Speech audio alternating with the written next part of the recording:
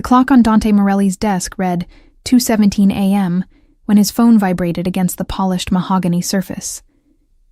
He didn't recognize the number, but in his line of work, unknown calls at ungodly hours were never good news. His thumb hovered over the decline button for a split second before something, instinct perhaps, or fate, made him answer. "Mr. Morelli?" The voice on the other end was female, professional, yet trembling with barely contained urgency. "This is Nurse Patricia from St. Mary's Hospital. I'm calling about Elena Vasquez." Dante's entire body went rigid. The glass of whiskey he'd been holding suddenly felt like lead in his hand. Elena. The name alone had the power to dismantle every carefully constructed wall he'd built around himself over 33 years of surviving in the ugliest corners of New York City. What happened? His voice came out harder than he intended, each word a bullet leaving the chamber. "She's been shot, Mr. Morelli. 2 bullets. She's in surgery now, but—" The nurse paused, and Dante could hear the chaos of the emergency room bleeding through the phone, monitors beeping, voices shouting medical jargon, the mechanical whoosh of ventilators. "She's been saying your name, over and over. You're the only contact we found in her personal effects, aside from her mother, who's in Puerto Rico and can't get here until morning." Dante was already standing, his chair scraping violently against the floor. His men, scattered throughout the private club where he'd been conducting business, immediately straightened to attention. Marco, his second in command, moved toward him with questioning eyes. "I'm on my way," Dante said into the phone, his tone brooking no argument. "You keep her alive, whatever it takes. Money is no object. Get the best surgeons in the city. I don't care if you have to drag them out of their beds. Do you understand me?" "Yes, sir. But Mr. Morelli, there's something else you should know. Tell me in person. I'll be there in 10 minutes. He ended the call and looked at Marco. "Clear my schedule. Everything. I don't care if the mayor himself is waiting. Cancel it." "Boss, what's—" "Elena's been shot." The name meant nothing to most of his crew, but Marco had been with Dante long enough to recognize the shift in his boss's demeanor. In all their years together, Marco had never seen Dante Morelli afraid. Angry, yes. Ruthless, certainly. But never afraid. Until now. The drive to St. Mary's Hospital took exactly 8 minutes. Dante's driver, Carlos, broke every traffic law in existence, the black Mercedes weaving through the sparse late-night traffic, like a shark cutting through water. Dante sat in the back seat, his hands clenched into fists, his jaw tight enough to crack teeth. His mind raced through 1,000 scenarios, each more violent than the last. Who would dare? Who would be stupid enough, bold enough, to touch her? Elena Vasquez had entered his life 6 months ago under circumstances that still haunted his dreams. His nephew, Little Marco Jr., named after his second-in-command, had been rushed to St. Mary's with complications from pneumonia that had spiraled into sepsis. The boy was only 4 years old, the child of Dante's sister Maria, and the closest thing Dante had to a son of his own.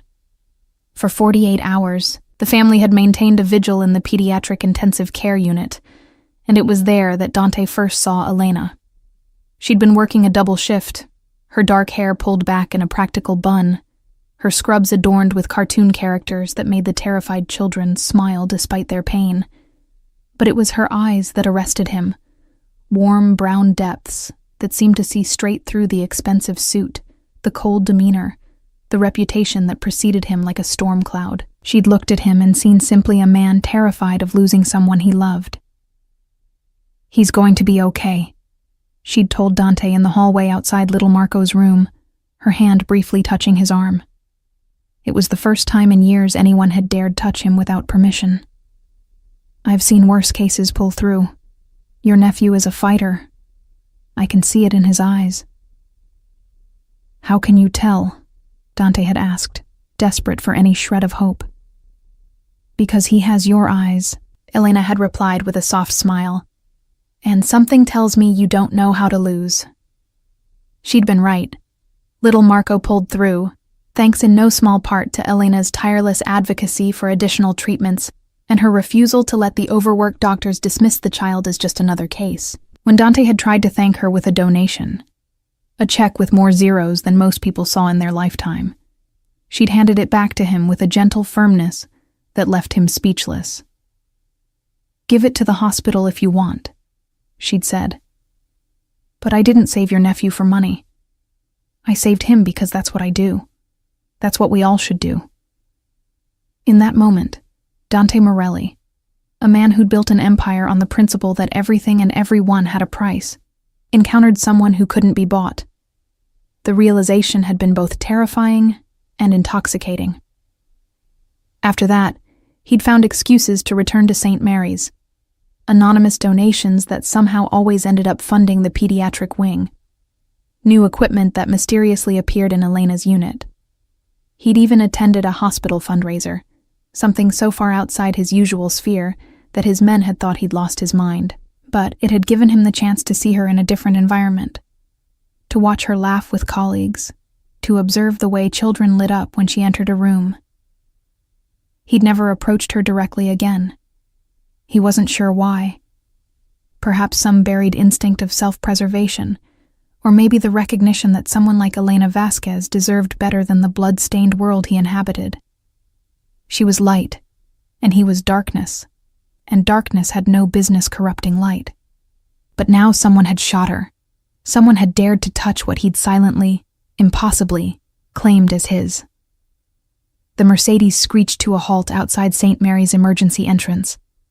Dante was out of the car before it fully stopped, Marco close on his heels with 4 additional men fanning out to secure the perimeter.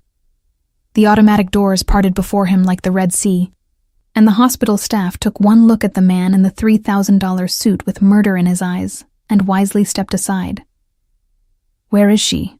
Dante demanded of the first nurse he encountered. "Sir, you can't just— Elena Vasquez. Where is she?" The nurse's eyes widened with recognition, not of him personally, but of the type of man he was, the type who made demands, not requests. "Surgery. 3rd floor. But only family." Dante was already moving toward the elevators, his men forming a protective V behind him. A security guard made the mistake of stepping into his path, one hand raised in a placating gesture. "Sir, I'm going to have to ask you to—" Marco smoothly intercepted, flashing something that might have been a badge, but definitely wasn't. Whatever he said was low and fast, and the guard's face went pale before he stepped aside without another word. The 3rd floor surgical wing was a maze of sterile corridors and harsh fluorescent lighting. Dante emerged from the elevator to find Nurse Patricia waiting for him, a woman in her 50s with kind eyes and the bearing of someone who'd seen too much suffering to be easily rattled. "Mr. Morelli," she said, her voice steady despite the circumstances. "Dr. Richardson is still in surgery with Elena. It's been 2 hours so far. Tell me what happened. Everything." Patricia glanced at the small army of men filling the hallway behind Dante, then seemed to make a decision. "Follow me. We can talk in the family consultation room." The room was depressingly familiar. Neutral colors, boxes of tissues strategically placed, furniture designed to be comfortable enough for long waits, but not so comfortable that people would want to stay. Dante had been in rooms like this before, delivering news that would shatter families. Now he was on the other side of that equation. Elena was leaving her shift at 11:30. Patricia began once they were seated. "She always parks in the west lot because it's closer to the pediatric wing. According to witnesses, there was a black SUV waiting near her car. 2 men got out. There was an argument. Witnesses say Elena looked frightened but was trying to stay calm. Then," Patricia's voice cracked slightly, "then someone else arrived. A man in a suit. The 2 men from the SUV drew weapons. Elena tried to run. That's when the shots were fired." Dante's blood ran cold.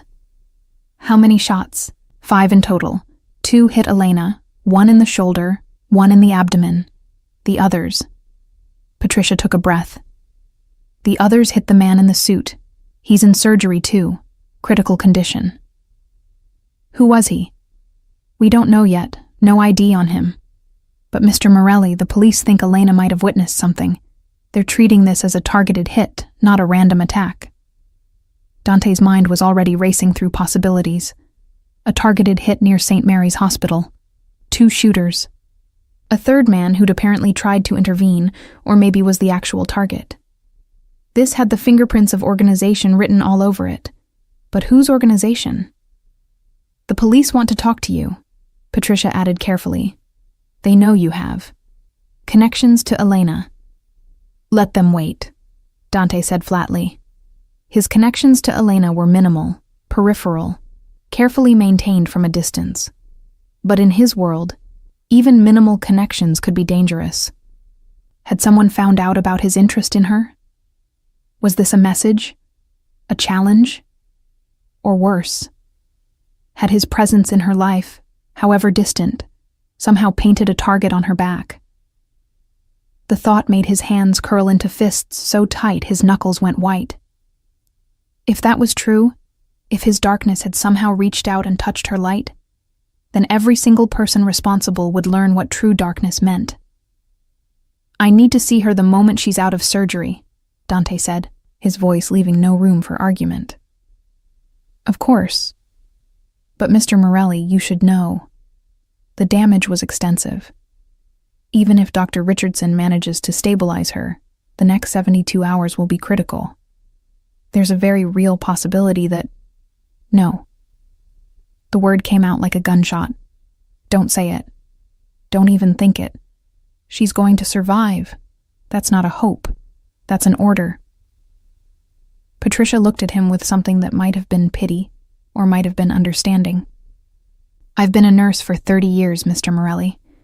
I've learned that the human will to survive is sometimes stronger than any medical intervention. Elena is a fighter, and she was calling for you. That means something. Dante stood abruptly, unable to remain still any longer. He moved to the window, looking out over the sleeping city that never truly slept. Somewhere out there, the men responsible for this were breathing, living, thinking themselves safe. That would change soon. His phone buzzed. A text from Tony, his head of intelligence. Got the security footage from hospital parking lot. Sending now. Dante pulled up the video on his phone, his jaw clenching as he watched the scene unfold in grainy black and white. There was Elena, walking to her car, exhaustion evident in her posture after what had probably been another grueling shift. The black SUV pulling up. 2 men emerging, their faces partially obscured, but their body language spoke of military or professional training. Then the third man, arriving in what looked like a town car, moving quickly toward Elena. The confrontation happened fast. Words exchanged, the sudden draw of weapons. Elena turning to run, the muzzle flashes, Elena falling, the third man taking hits and going down hard. Dante watched it 3 times, memorizing every detail, every movement, every second. Then he forwarded it to Tony with a simple message. Find them. I don't care how. Find them now. Mr. Morelli? A new voice at the door. A man in surgical scrubs, mask pulled down, fatigue etched into every line of his face. Dr. Richardson. Elena is out of surgery. We've moved her to the ICU. She's stable, but I want her moved, Dante interrupted. To my facility, tonight. Dr. Richardson blinked. Sir, I don't think you understand. She can't be moved, not in her condition. The next few hours are... I have a private medical facility with equipment that makes this place look like a field hospital, Dante said, his tone brooking no argument. I have surgeons on call 24/7. I have security that can actually protect her. Because whoever did this might try again, doctor. And this hospital, with all due respect, is not equipped to stop them. Doctor. Richardson stared at Dante Morelli as if the man had just suggested performing surgery in the back of a moving vehicle. The doctor's surgical scrubs were still damp with perspiration from the 3-hour operation. his eyes bloodshot from concentration and the harsh fluorescent lights of the operating theater. Behind him, through the ICU doors, machines beeped in rhythm with Elena's struggling heartbeat. "Mr. Morelli," Dr. Richardson began, his voice strained with the kind of patience reserved for dealing with difficult family members. "I understand you're concerned, but moving a patient in Elena's condition would be incredibly risky. She's just come out of major surgery.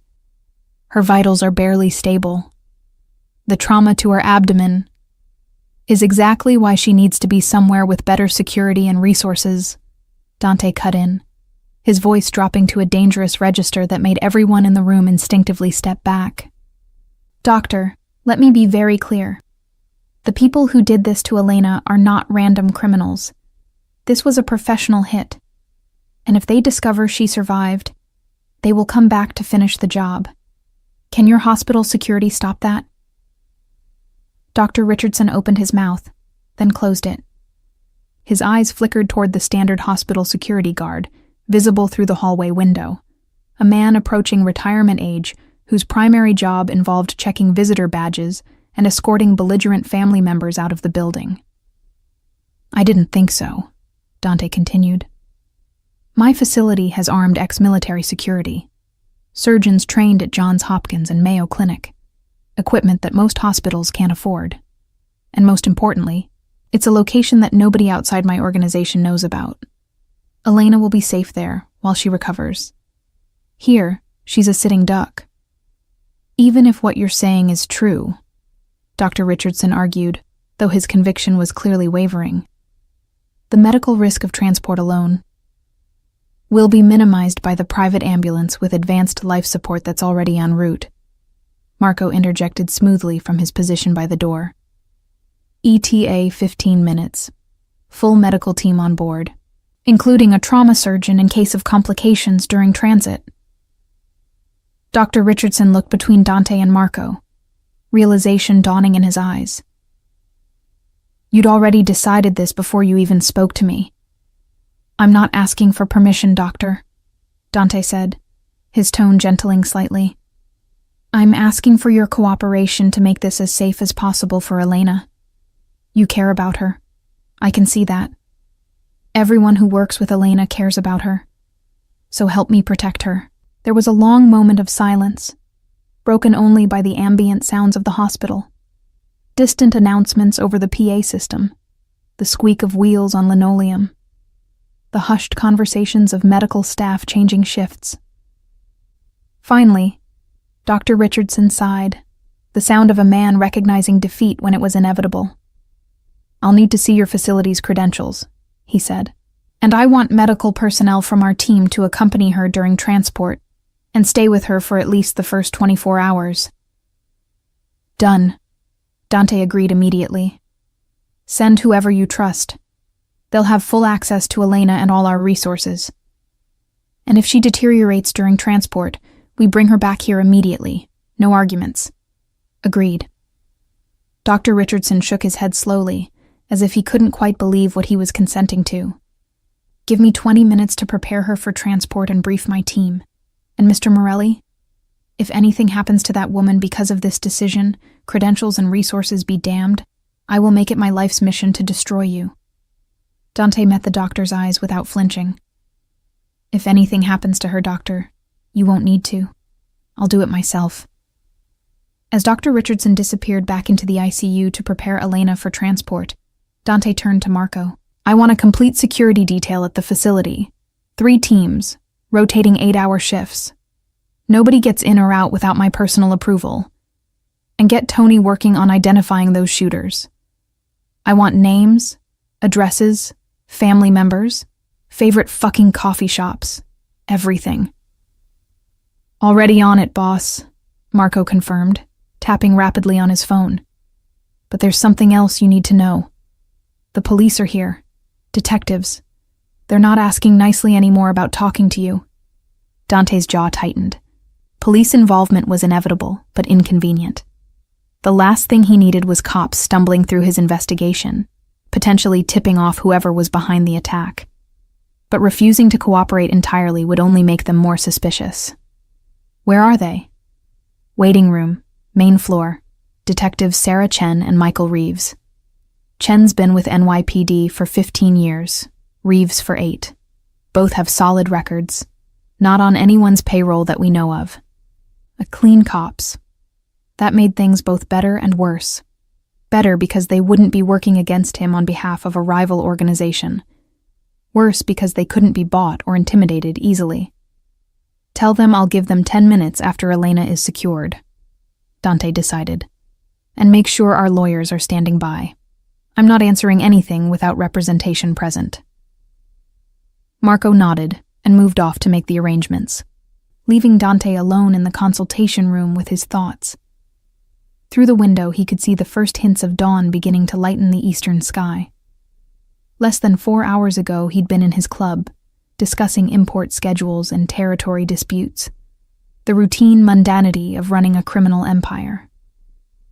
Now everything had shifted. Elena Vasquez was fighting for her life because of violence that had somehow found her in the one place that should have been safe, her workplace, her sanctuary, the hospital where she dedicated herself to saving others. The irony was bitter and sharp. Dante had spent months carefully maintaining distance from her, convinced that keeping away would keep her safe from the contamination of his world. Apparently the universe had other plans. His phone buzzed. Another text from Tony. ID on third victim. Daniel Castellano, 42, attorney. Works for Whitmore and Associates. Corporate law. No obvious connection to Elena or the shooters. Still digging. Dante frowned at the information. An attorney. Corporate law. That didn't fit the pattern of a random mugging or even a standard mob hit. Corporate attorneys didn't usually find themselves in the middle of assassination attempts in hospital parking lots, unless they were involved in something much deeper than contract negotiations. He texted back, "Find out what cases Castellano was working, who his clients were, and get me everything on Whitmore and Associates. I want to know if they've ever done work for any of the families." The families being the 5 major organized crime syndicates that controlled New York's underworld. Dante's family was one of them, the Morellis, who'd held territory in Lower Manhattan and the docks for 3 generations. But the other families were always looking for opportunities to expand, to consolidate, to eliminate competition. If one of them had made a move that accidentally caught Elena in the crossfire, the thought ignited a cold fury in Dante's chest. It was one thing to wage war against other criminals who'd chosen this life, who knew the risks and played the game accordingly. It was something else entirely to let that violence spill over onto innocents. There were rules, old rules, about keeping civilians out of the business. Those rules existed for a reason, partly practicality, partly the last vestiges of honor in a dishonorable profession. Whoever had violated those rules would learn what happened when you drew Dante Morelli's attention in the worst possible way. "Boss." Marco had returned, slightly out of breath. "Ambulance is here. Dr. Richardson is ready. They're bringing Elena down now." Dante stood immediately, straightening his jacket. "I want to see her before they transport her." "I don't think... I need to see her, Marco." There was something in Dante's voice that made his second-in-command simply nod and lead the way back to the ICU. They took the stairs rather than wait for the elevator, Dante taking them 2 at a time despite his dress shoes. By the time they reached the 3rd floor, a small convoy was already assembling. Dr. Richardson, 2 nurses, Elena on a gurney surrounded by monitoring equipment, and Dante's private medical team in matching dark blue uniforms that looked more like tactical gear than traditional paramedic attire. Dante approached the gurney slowly, as if sudden movement might shatter something precious. Elena looked impossibly small under the white hospital blankets, her face pale except for the oxygen mask covering her nose and mouth. Her dark hair had come loose from its usual bun, spreading across the pillow in tangled waves. Tubes and wires connected her to various machines, each monitoring a different aspect of her struggle to stay alive. But even unconscious, even broken, there was something inherently resilient about her. The set of her jaw, perhaps, or the way her hands rested at her sides. Not limp in defeat, but merely resting, gathering strength for the next fight. "She's a fighter," Dr. Richardson said, quietly, coming to stand beside Dante. "Stronger than she looks. The damage was extensive, but she held on through surgery even when—" He trailed off, but Dante understood what he wasn't saying, even when we didn't think she would. "How long until she wakes up?" "Hard to say. Could be hours, could be days. We've induced a medical coma to give her body time to heal. When we try to bring her out of it, depends on how well she responds to treatment." Dante reached out, his hand hovering over Elena's for a moment, before he allowed himself to gently touch her fingers. They were cool but not cold, still living, still fighting. "You're going to be okay," he whispered, though he knew she couldn't hear him. "I promise you, Elena, you're going to be okay." He wanted to say more, wanted to tell her that he was sorry, that somehow his world had reached out and hurt her, despite all his efforts to keep her separate from it. Wanted to tell her that he was going to find everyone responsible and make them regret ever being born. Wanted to tell her that somewhere in the past 6 months, she'd become something he didn't have words for, something important enough that her pain felt like his own. But he said none of those things. Instead, he simply held her cool hand for another moment, before stepping back and nodding to the medical team. "Let's move." The transfer happened with military precision. Dante's team had clearly done this before, moving high-value targets who couldn't use traditional medical facilities. The private ambulance waiting at the emergency bay entrance was a Mercedes Sprinter customized with more medical equipment than some rural hospitals possessed. Dr. Richardson and Nurse Patricia climbed in alongside Elena, their professional skepticism visibly shifting to surprise as they took in the setup. "This is impressive," Dr. Richardson admitted grudgingly. "I've seen hospital ICU transports with less capability." "I told you," Dante said from where he stood outside the ambulance doors. "Money is no object when it comes to Elena's care. Whatever she needs, whoever needs to be hired, whatever equipment needs to be purchased, make it happen. I'll follow in my car." As the ambulance doors closed and the vehicle pulled away with a police escort that Marco had somehow arranged, Dante felt the weight of the past few hours finally settling on his shoulders. He was exhausted but knew sleep wouldn't come even if he tried. There was too much to do, too many pieces to move into position. "The detectives are getting restless," Marco said, appearing at his elbow. "And the sun's coming up. If we're going to talk to them, we should do it now before they decide to make this difficult." Dante glanced at his watch. 5:47 a.m. In another life, he might have been waking up now, preparing for a day of legitimate business.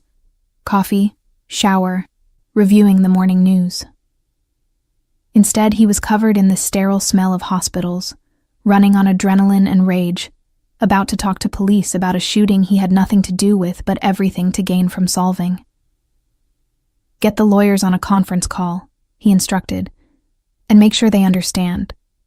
I'm cooperating fully with this investigation. I want whoever hurt Elena found and prosecuted." He paused, a cold smile touching his lips. "Well, found at least. What happens after that depends on how quickly the police move."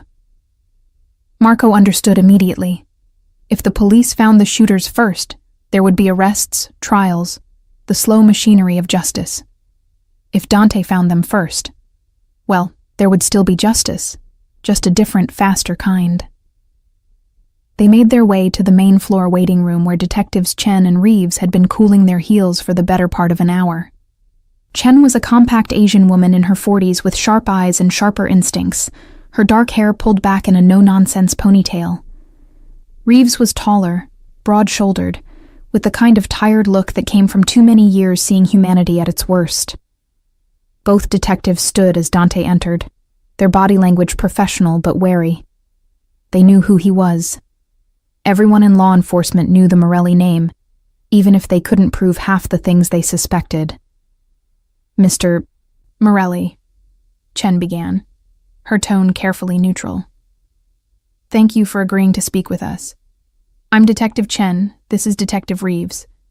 We'd like to ask you some questions about Elena Vasquez and the shooting that occurred in the hospital parking lot last night. Of course, Detective, Dante replied smoothly, gesturing to the chairs, though I should tell you up front, I wasn't present during the incident, and I'm not sure how much help I can be. Let's start with your relationship to Ms. Vasquez, Reeves said, pulling out a notebook. Hospital staff say you've been a regular visitor here over the past few months. Anonymous donations, equipment purchases, attendance at fundraisers. That's a significant investment for someone who claims to barely know the victim. I wouldn't say I barely know her, Dante corrected. Elena saved my nephew's life 6 months ago. I'm grateful. The donations were my way of showing that gratitude to the hospital and the pediatric unit where she works. Nothing more complicated than that. Chen leaned forward slightly. And yet when she was shot, you were called. Her phone had you listed as an emergency contact under the name Dante. Not Mr. Morelli or Marco's uncle or anything that would indicate a distant professional relationship. Just Dante. That suggests something more personal. Dante kept his expression neutral, though internally he felt a jolt at this information. Elena had listed him as an emergency contact. When had she done that? And why? They'd barely spoken beyond polite pleasantries in the hospital corridors. I'm as surprised as you are, Detective, he said honestly. Elena and I have only had a handful of conversations. Perhaps she had a reason I'm not aware of. Or perhaps you were closer than you're admitting, Reeves suggested, his tone implying things Dante didn't appreciate. Before Dante could respond to the implication in Detective Reeves's tone, his lawyer arrived. Catherine Walsh, senior partner at Walsh & Bingham, a woman whose reputation for aggressive defense made prosecutors wince and judges groan. She swept into the waiting room like a force of nature wrapped in a charcoal pantsuit, her silver hair perfectly styled despite the early hour. Detectives, she said crisply, not bothering with pleasantries. Catherine Walsh representing Mr. Morelli. I understand you have questions, but before we proceed, I need to clarify something important. My client is here voluntarily, out of concern for Ms. Vasquez and a genuine desire to help your investigation. He is not a suspect. He has committed no crime, and any suggestion to the contrary will result in this conversation ending immediately. Are we clear? Detective Chen's expression didn't change, but Dante caught the slight tightening around her eyes. Nobody liked being managed by expensive lawyers, but Chen was professional enough to recognize the game. Crystal clear, Ms. Walsh. We simply want to understand Mr. Morelli's connection to the victim, and whether he might have any information that could help us identify the shooters. Then let's proceed on that basis, Catherine said, settling into a chair and nodding at Dante to continue. As I was saying, Dante resumed, Elena and I are not close in the way your question implied, Detective Reeves. But I have tremendous respect for her. She's dedicated, compassionate, and exceptionally good at what she does. When my nephew was dying, she fought for him like he was her own family. That kind of person is rare in any world, let alone in a place as overwhelmed and underfunded as a public hospital. So, yes, I made donations. And yes, I've been back to the hospital multiple times, but not to pursue Elena romantically or for any other personal agenda, simply to support the work she does. Noble sentiments, Reeves said, his skepticism evident. But you'll forgive us for being thorough. In our experience, when someone with your background takes an interest in a civilian, it rarely ends well for the civilian. Catherine's hand came down sharply on the table. Detective, that borders on slander. My client's background consists of legitimate business interests in import-export, real estate, and hospitality. If you have evidence of criminal activity, charge him. If not, stick to questions relevant to this investigation. Chen shot her partner a warning look before turning back to Dante. Let's approach this differently. Mr. Morelli, do you have any idea why someone would target Elena Vasquez? Any enemies she might have mentioned? Any unusual incidents or threats in recent weeks? Dante shook his head. Elena doesn't have enemies, Detective. She's a pediatric nurse. She spends her days saving children and comforting worried parents. The very concept of someone wanting to hurt her is absurd. And yet someone did, Chen pointed out. 2 professional shooters in a hospital parking lot. This wasn't random, Mr. Morelli. The preliminary investigation suggests Elena may have witnessed something significant enough to warrant silencing her. This aligned with what Nurse Patricia had mentioned earlier. What kind of something? Reeves consulted his notebook. We're still piecing that together. But there's a complication. The 3rd victim, Daniel Castellano, the attorney who was also shot. He's connected to a case involving Senator Richard Harwood.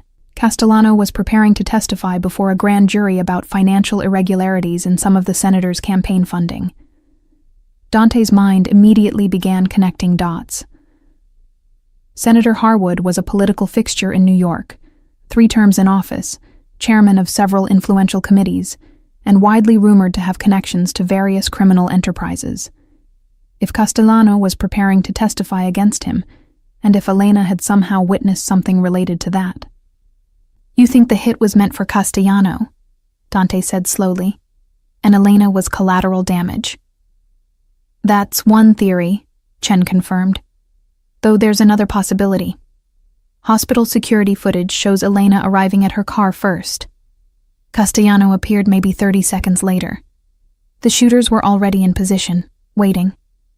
It's possible Elena saw something she shouldn't have. Maybe the shooters getting into position, maybe some kind of preliminary setup, and Castellano's arrival simply complicated what was supposed to be a clean elimination of a witness. The thought made Dante's blood run cold. Elena hadn't been collateral damage. She'd been the primary target, at least initially, which meant the threat wasn't over, once whoever ordered the hit discovered she'd survived. Detective, Dante said carefully, I need to ask you something, and I need you to answer honestly. How secure is your investigation? Are you confident that information about Elena's condition won't leak to whoever ordered this hit? Chen and Reeves exchanged glances. We're keeping details close, Chen said. But in a hospital setting with dozens of staff, complete information control is impossible. Why? Because if I were the person who ordered this, and I found out my target survived, I'd try again, immediately, before she can wake up and identify the shooters or testify about what she saw. Your facility, Reeves said, understanding dawning in his eyes. That's why you moved her. You're not just providing better medical care. You're hiding her. I'm protecting her, Dante corrected. There's a difference. And before you object on legal grounds, Elena is not a prisoner. She's a patient receiving world-class medical treatment in a secure location. The moment she wakes up and wants to leave, she's free to do so. But until then, I'm making damn sure nobody gets a second chance at killing her. Catherine placed a restraining hand on Dante's arm, a silent reminder to be careful about what he said. But for once, Dante didn't care about legal exposure. The police needed to understand the stakes. Detectives, Catherine interjected smoothly. My client is obviously emotionally invested in Ms. Vasquez's safety. That's admirable, not criminal. However, if you're concerned about witness security, perhaps we can discuss a formal arrangement. Mr. Morelli's facility is equipped with state-of-the-art security systems. With proper oversight from your department, it could serve as an effective protective location until Ms. Vasquez recovers enough to provide a statement. Chen considered this for a long moment. That would be highly irregular. So is a hit squad targeting a nurse in a hospital parking lot, Dante shot back. Regular procedures don't seem to be cutting it, Detective. How many officers can you spare for round-the-clock protection? 2? 4? And for how long? Days? Weeks? My facility has a full security team, all former military or law enforcement, working 3 rotating shifts. No gaps in coverage, no budget constraints, no jurisdictional issues.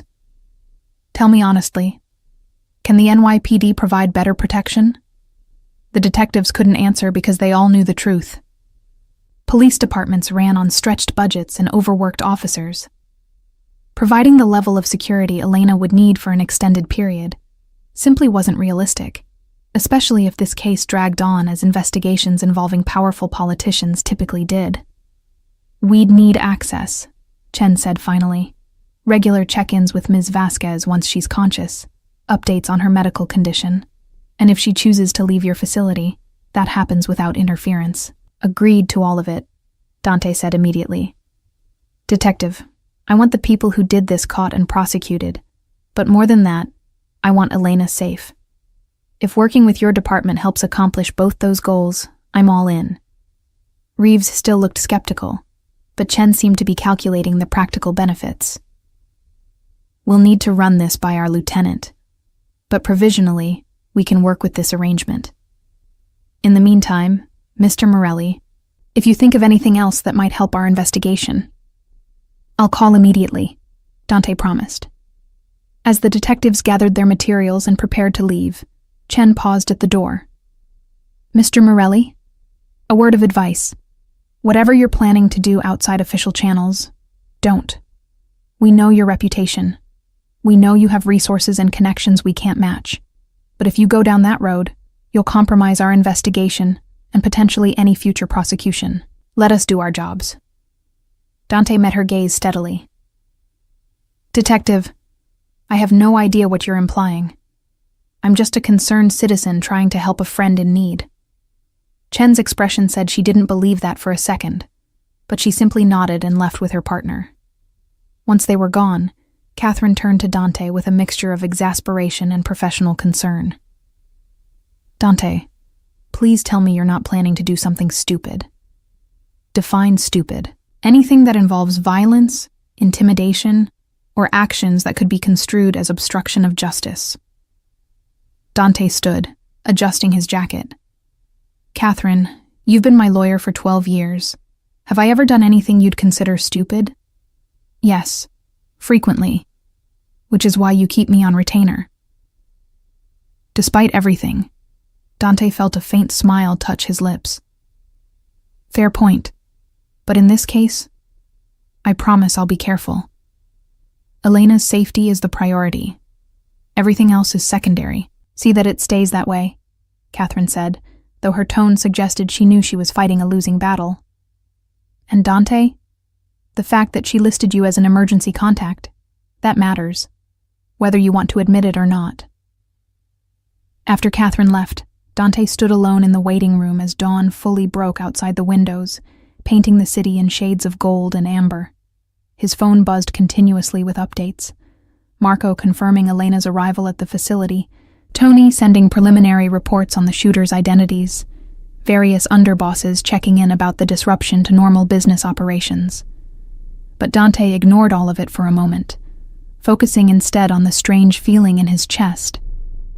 He'd built his life on control, controlling situations, people, outcomes. He'd learned early that emotion was weakness, that attachment made you vulnerable, that caring about anything too much gave your enemies leverage. Elena Vasquez had somehow slipped past every defense he'd constructed, becoming important to him without his permission or conscious awareness. And now she was fighting for her life because the violence he'd spent years containing had spilled over onto her anyway. The rational part of his brain knew this wasn't his fault. Elena had been caught up in something involving a corrupt senator and a whistle-blowing attorney. Nothing to do with Dante's world at all. But the irrational part, the part that had listed her in his phone under just her first name, that had made anonymous donations so he'd have excuses to visit the hospital, that had spent 6 months carefully not acknowledging how much he looked forward to catching glimpses of her in the hallways. That part knew differently. His world and her world had collided, and she'd been the one to pay the price. He pulled out his phone and called Tony. "Tell me you have something." "Working on it, boss," Tony replied, the sound of rapid typing audible in the background. The hospital security footage gave us partial plates on the SUV, running it through our systems now. Also made some progress on Castellano, the attorney. Guy was deep into the senator's finances. We're talking money laundering, shell companies, connections to the Bratva. The Bratva, the Russian mob. Dante's jaw clenched.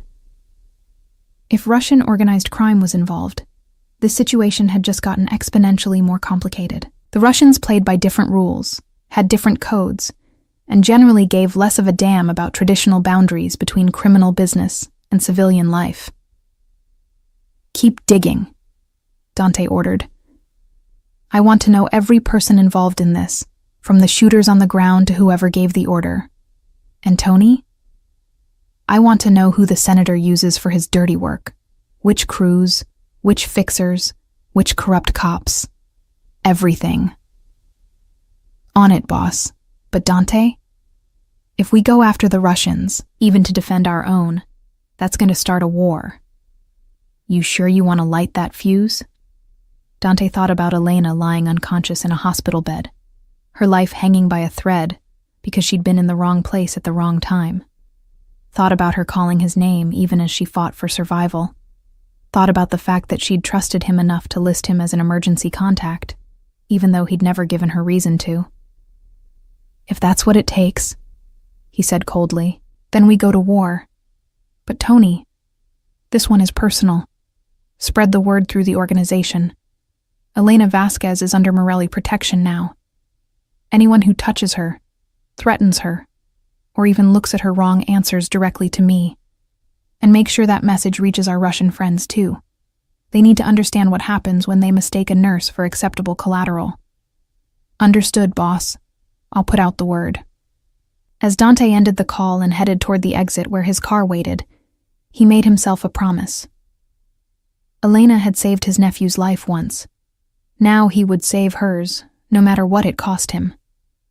And once she was safe, once she'd recovered, he'd do something he should have done months ago. He'd tell her the truth about who he was, not the sanitized version he presented to the public, not the businessman facade he wore like armor. The real truth. What he did, the blood on his hands, the darkness he'd chosen to inhabit. And then he'd walk away, because someone like Elena deserved better than what his world could offer. But first, he had some Russians to find. The Morelli private medical facility occupied 3 floors of what had once been a boutique hotel in Tribeca. From the outside, it looked like any other renovated historical building in the neighborhood. Elegant brick facade, carefully restored period details, the kind of place that would house expensive lofts or a trendy tech startup. Nothing about it suggested the state-of-the-art medical center hidden inside, complete with operating rooms, ICU beds, and equipment that rivaled the best hospitals in Manhattan. Dante arrived 40 minutes after Elena's ambulance, having stopped at his apartment to shower and change. The blood-tinged smell of the hospital had been clinging to him, a constant reminder of how close Elena had come to dying. Now, dressed in fresh clothes and running on nothing but black coffee and adrenaline, he made his way through security checkpoints that would have impressed a head of state. Dr. Richardson and Nurse Patricia were standing outside Elena's room when Dante arrived on the 3rd floor, deep in conversation with Dr. Yuki Tanaka, the head of Dante's medical staff. Tanaka was a brilliant trauma surgeon who'd left a prestigious position at Johns Hopkins after becoming disillusioned with hospital bureaucracy and insurance company interference. Dante paid her 3 times what she'd made at Hopkins and gave her complete autonomy in medical decisions, an arrangement that had saved more than a few lives over the years, though rarely under circumstances this personal. "Mr. Morelli," Dr. Tanaka greeted him, her expression professionally neutral. "I've been reviewing Ms. Vasquez's case with Dr. Richardson. The surgery was excellent work, and the transport went smoothly. She's stable. All vitals are within acceptable ranges considering the trauma. I'm optimistic about her recovery, though the next 48 hours remain critical. Can I see her? Of course. But I should warn you, she's still in a medically induced coma. She won't be able to hear you or respond." Dante nodded and moved toward the door, then paused. "Dr. Richardson, Nurse Patricia, thank you for saving her life and for trusting me enough to allow this transfer." I know it wasn't an easy decision." Dr. Richardson studied him for a long moment, as if trying to reconcile the dangerous man he'd heard about with the one standing before him, clearly exhausted and worried about a patient. "She matters to you," he finally said. "That much is obvious. Just make sure you're protecting her for the right reasons, Mr. Morelli. Elena deserves that." "She deserves a lot more than what my world can offer," Dante replied quietly. "But protection is something I can actually provide." Inside the room, Elena looked even more fragile than she had at St. Mary's, perhaps because the clinical efficiency of Dante's facility somehow emphasized her vulnerability. She was connected to fewer machines here. Dr. Tanaka ran a tighter operation with better technology, but the effect was still jarring. This woman who'd seemed so capable and strong when she was working, who'd faced down Dante's intimidating presence with calm professionalism, was now utterly dependent on machines and medications to keep her alive. Dante pulled a chair close to the bed and sat down, careful not to disturb any of the medical equipment. Her hand was resting on top of the blanket, and after a moment's hesitation, he took it gently in his own. Her skin was warmer than it had been at the hospital, which he took as a good sign. "I don't know if you can hear me," he said softly, aware of how foolish talking to an unconscious person should feel, but finding he didn't care. "The doctors say probably not, that you're too deep under right now. But just in case, I wanted you to know you're safe. You're going to recover. And whoever did this to you, Elena, they're going to pay for it. I promise you that." He sat there for what might have been minutes or hours, time losing its usual meaning in the quiet of the room. His phone buzzed periodically with updates from his organization, but he ignored it. For once, the business of running a criminal empire could wait. A soft knock at the door announced Marco's arrival. "Boss, sorry to interrupt, but Tony's got something. He's downstairs in the conference room, says it's urgent." Reluctantly, Dante released Elena's hand and stood. He leaned down, surprising himself by pressing a gentle kiss to her forehead. "I'll be back," he whispered. "I promise." The facility's conference room was on the ground floor, a windowless space designed for privacy and security. Tony was already there, his laptop open on the table, surrounded by printed photographs and documents. He looked like he hadn't slept, his usual neat appearance disheveled, his eyes red from staring at screens. "Please tell me you have good news," Dante said, closing the door behind him. "Good and bad," Tony replied. "Good news first.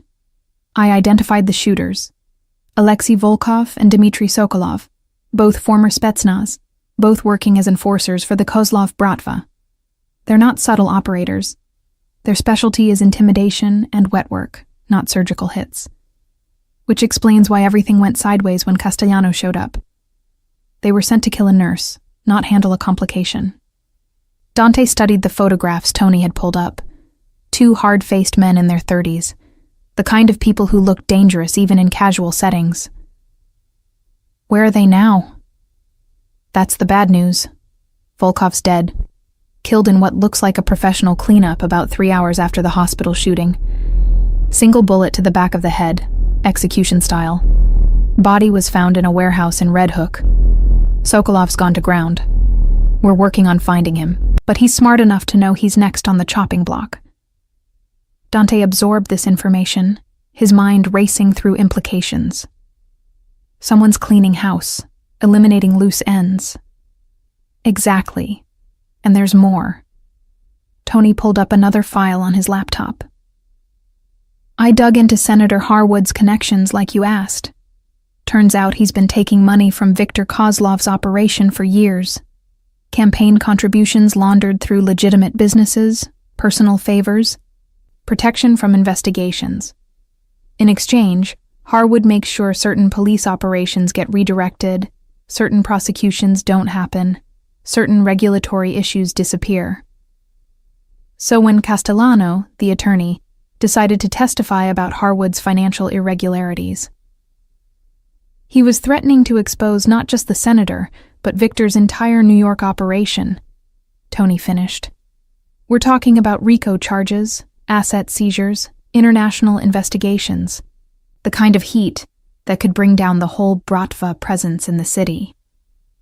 Dante leaned back in his chair, the pieces falling into place. And Elena? Wrong place, wrong time. Or... Tony hesitated, pulling up more documents. There's another possibility. Elena works in the pediatric wing at St. Mary's, right? Guess who else has a connection to that hospital? Senator Harwood's daughter, Emily Harwood. She's been receiving treatment there for leukemia. Top secret. Kept out of the press for political reasons. Elena would have had access to patient records, might have seen something, noticed something that connected the senator to Victor's operation. You're suggesting Elena was targeted because she might have been a potential witness, even if she didn't know she was one. I'm saying Victor doesn't leave loose ends. If there was even a chance Elena had seen something that could tie back to the senator, who ties back to the Bratva, Tony shrugged. They'd eliminate the threat. Dante felt his rage crystallizing into something cold and focused. Elena had been marked for death not because of anything she'd done, but simply because she existed in proximity to powerful people's secrets.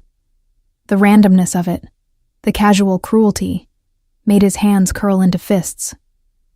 Find Sokolov, he ordered. I don't care what it costs or what you have to do. I want him alive.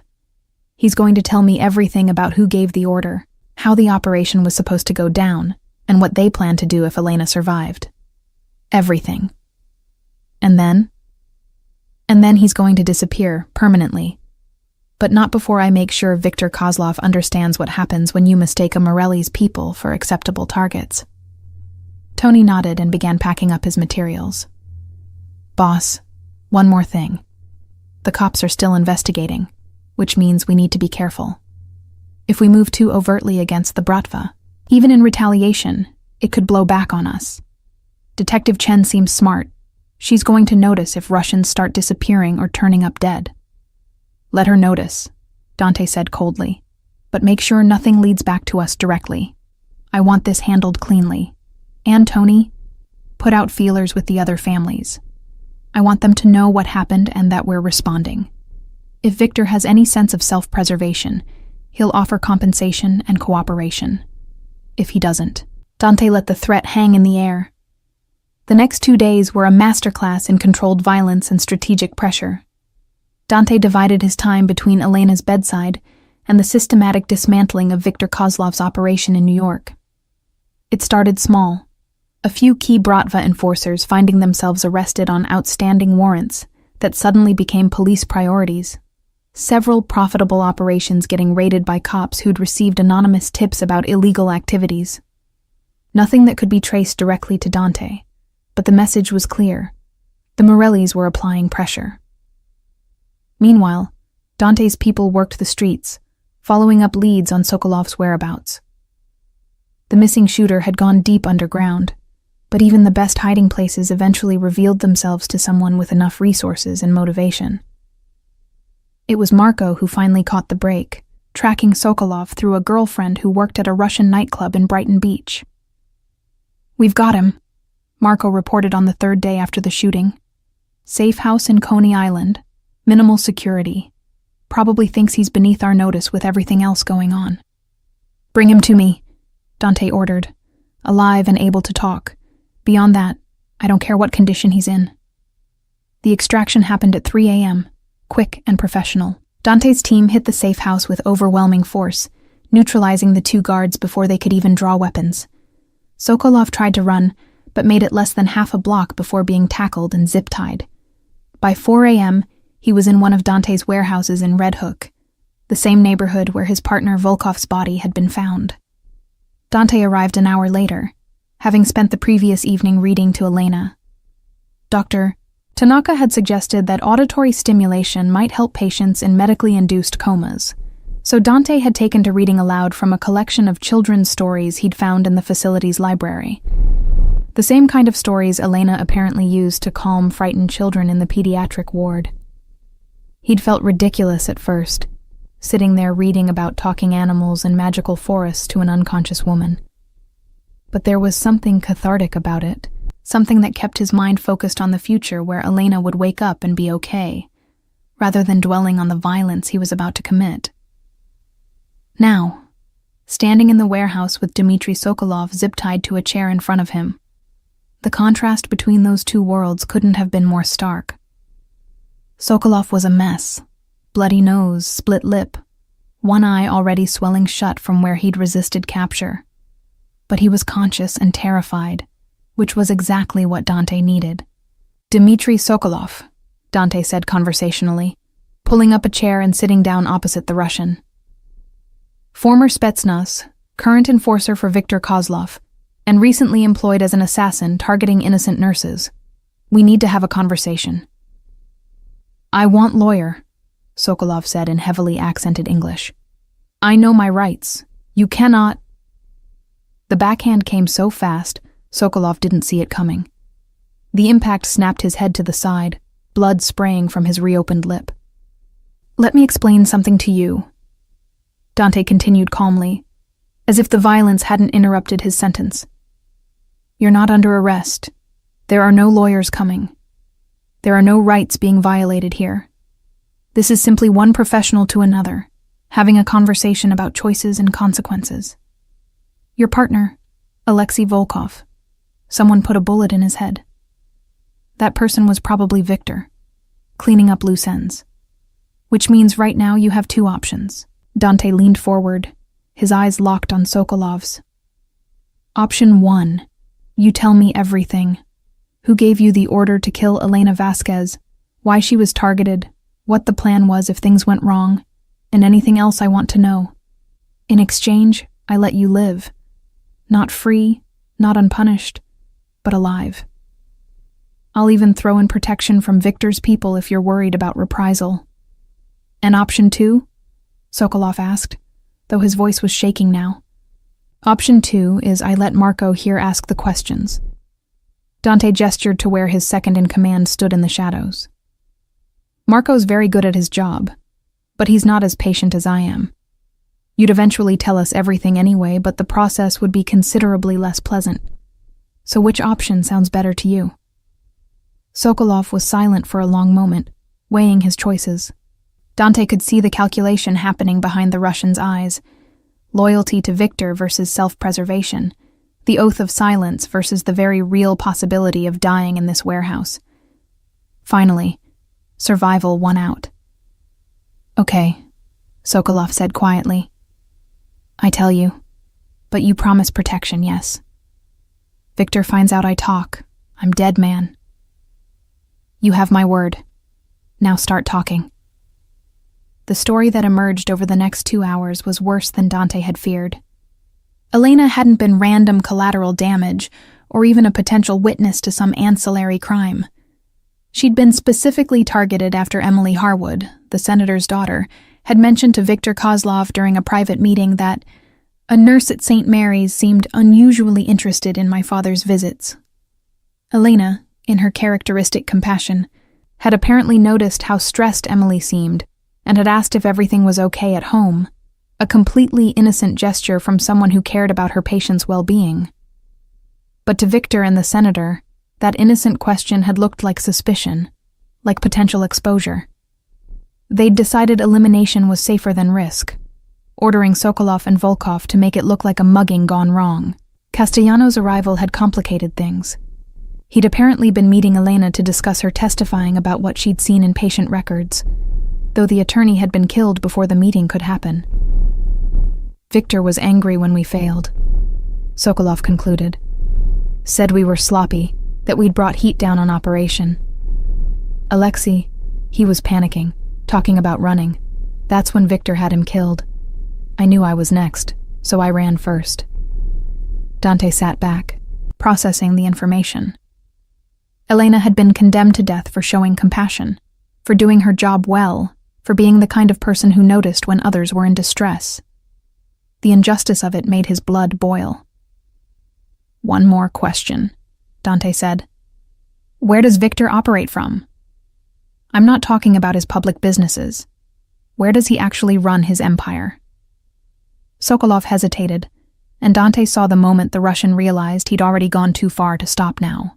Brighton Beach. Private club called Zoloto. Gold, in English. Has office and back, very secure. But Mr. Morelli, you cannot just walk in there. Victor has many guards, many connections. Even you. Let me worry about that. Dante cut him off. He stood and nodded to Marco. Get him secured somewhere safe. Medical attention, food, whatever he needs. But nobody knows where he is except us. If Victor's people come asking, Sokolov's dead, body dumped in the harbor. Understood? Yes, boss. As Marco led the prisoner away, Dante pulled out his phone and sent a text to Tony. Need a meeting with the other families. Tomorrow, neutral ground. Topic: Russian overreach and appropriate response. The 5 families, the major organized crime syndicates that controlled New York's underworld, didn't meet often. Their interests were usually more aligned toward competition than cooperation. But there were certain situations that transcended individual territory disputes. Civilians being targeted for death simply for doing their jobs? That was the kind of thing that could unite even traditionally rival organizations, if only because it threatened the delicate balance they'd all worked to maintain. If Dante was going to move against Viktor Kozlov and the Bratva, he needed to do it with the other family's blessing, or at least their neutrality. Otherwise, he'd be starting a war on 2 fronts, against the Russians, and potentially against Italian families who might see an opportunity to move against the Morellis while Dante was distracted. But first, he needed to check on Elena. Dr. Tanaka intercepted Dante as he stepped off the elevator onto the 3rd floor, her expression carefully controlled in the way of medical professionals delivering significant news. For a heart-stopping moment, Dante thought something had gone wrong, that Elena's condition had deteriorated, that he was too late. She's awake, Dr. Tanaka said, and Dante felt the tension drain from his shoulders so suddenly he almost staggered. We started bringing her out of the induced coma this morning. She regained consciousness about an hour ago, confused, as expected, but responsive and lucid. Vitals are stable. Mr. Morelli, she's asking for you. Dante didn't trust himself to speak. He simply nodded and moved toward Elena's room, his heart doing something complicated and unfamiliar in his chest.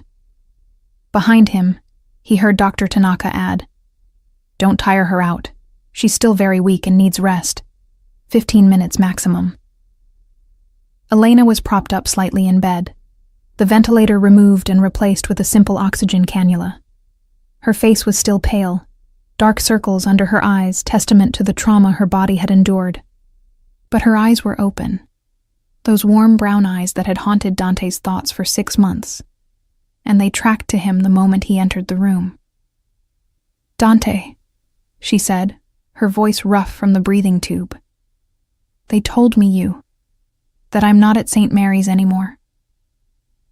He approached slowly, as if sudden movement might shatter this fragile moment. "You're at a private medical facility. You were shot, Elena. 3 days ago, in the hospital parking lot. Do you remember?" Her eyes closed briefly, and when they opened again, there was pain in them that had nothing to do with physical injuries. "I remember. 2 men. They were waiting by my car. They asked me about Emily Harwood, about what I'd seen in her patient files. I told them I didn't know what they were talking about, that I couldn't discuss patients." She paused, breathing carefully around the pain. "Then there was another man. He tried to help me, and then gunshots. I remember falling. Pain, and then nothing until I woke up here." Dante pulled the chair close to her bedside, taking her hand gently in his. "The other man was Daniel Castellano, an attorney. He was killed. But you survived, Elena. You're going to be okay. How did I end up here? Where is here exactly?" This was the conversation Dante had been dreading. How did he explain without lying, but also without revealing too much? "This is a private medical facility that I own. After the shooting, I had you transferred here where you could receive better security and care. The doctors at St. Mary's agreed it was the safest option. Elena studied his face, and Dante could see her working through the implications. Security, because the men who shot me might try again. They won't get the chance, Dante said firmly. The shooters are no longer a threat. One is dead, the other is in protective custody, and the people who ordered the attack. He paused, choosing his words carefully. Let's just say I've made it very clear what happens to anyone who tries to hurt you. Something shifted in Elena's expression. Not fear exactly, but a kind of wary understanding. Who are you, Dante? Really? Because I don't think you're just a grateful uncle who makes generous donations to hospitals. He'd known this moment would come, had prepared for it, but it was still harder than he'd expected to find the right words. You're right. I'm not. Elena, my full name is Dante Morelli. Does that name mean anything to you? He saw recognition dawn in her eyes, followed by a complex mix of emotions he couldn't quite read. Morelli. Like the crime family. Like the mob. It wasn't a question. Yes. I'm the head of the Morelli family. Have been for the past 8 years, since my father died. I run an organization involved in various illegal enterprises. Import-export mostly. Along with some other businesses I'm not proud of. I'm not a good man, Elena. I've done things that would horrify you. Hurt people. Worse than hurt them. But I need you to understand. I never wanted my world to touch yours. Never. I tried to keep my distance, to keep you safe from all of this. Then why did you keep coming to the hospital? Elena asked, her voice soft but steady. Why the donations? Why did I have you listed as an emergency contact, Dante? I've been asking myself that since I woke up. You had me listed as a contact? Dante asked, the question coming out more vulnerable than he'd intended. I didn't know that. I never asked you to do that. I know, but after you came to the fundraiser, I saw you talking to some of the children in the ward. Do you remember? There was a little girl, Sophia. She was terrified because she had to have surgery the next day. You sat with her for almost an hour, just talking to her about your nephew, how he'd been scared too, but everything turned out okay. You made her laugh, Dante. And I thought anyone who could be that gentle with a frightened child, anyone who cared that much, deserved to have someone they could call if they needed help. Dante felt something crack open in his chest. Elena, I don't deserve... Maybe not, she interrupted, surprising him with her directness. But deserving and needing aren't the same thing. You saved my nephew's life once, and now you've saved mine. Twice, actually. Once by having me moved here, and again by... She trailed off, her eyes searching his face. What did you mean when you said you've made it clear what happens to anyone who tries to hurt me? This was dangerous territory. Dante took a breath and decided on honesty, or as much honesty as he could give without completely horrifying her. The shooting wasn't random. You were targeted by Russian organized crime because they thought you might be a witness to something involving a corrupt senator. Once I understood that, I took steps to make sure they knew you were under my protection. That attacking you again would mean going to war with the Morelli family. Protected me, Elena repeated slowly. By threatening to start a mob war. If necessary, yes. She was quiet for a long moment, her fingers moving slightly against his, where their hands were still joined. The doctors told me I was saying your name. When I was unconscious, fighting to stay alive. They said I kept calling for you. Do you know why that is, Dante? He shook his head, not trusting his voice. Because somewhere in the back of my mind, even unconscious, I knew you would come, Elena said softly. I knew you would make sure I was safe. I've known for months that there was something between us, some connection I couldn't explain. Every time you came to the hospital, I could feel you watching me from across the room, Every anonymous donation that arrived, I knew it was from you. Every time I treated a child, I wondered if you'd hear about it somehow. Elena, let me finish, she said, her grip on his hand tightening despite her weakness. I'm not naive, Dante. I know what you are, what you do, and I know I should be terrified right now, or at least wanting to get as far away from you as possible. But I'm not. Maybe I'm in shock, or maybe the medications are affecting my judgment, or maybe. She paused, her eyes meeting his directly. Maybe I've been falling for you since that first night in the pediatric ICU, when you looked at your nephew with such love that I could see the man behind the reputation. Dante felt like the world had tilted on its axis. You can't feel that way about me. Elena, I'm dangerous. My world is violent and dark, and you deserve so much better than— Don't I get a say in what I deserve? Elena asked, a hint of her usual spirit breaking through the exhaustion. Don't I get to decide what I want, who I want to trust? Not if it puts you in danger. And being close to me, being important to me, that's the most dangerous thing you could do.